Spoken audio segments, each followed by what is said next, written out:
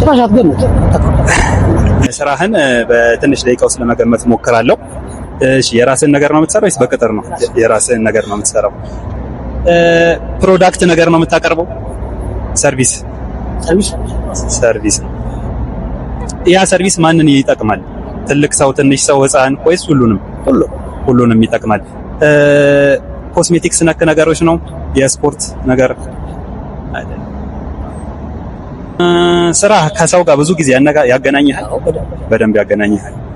ኦኬ ዲሊቨሪ ነገር አለው ስራ?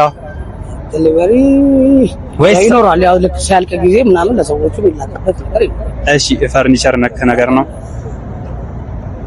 ጭራሽ አትገምት። ኦኬ ገምተማ። እሺ እኔ ኤጀንት ቻይና ነው የምልከው። እሺ ሰዎችም ማለት ነው። እሺ ኤጀንት ኦኬ። ፓስፖርትና ጉድ ፎቶ ትሰጠኛለህ፣ እኔ ቪዛውን አስመጥቼ እሰጥሃለሁ። ኦኬ ጭራሽ ነበር ማልገምተው። ጭራሽ እሺ እናመሰግናለን።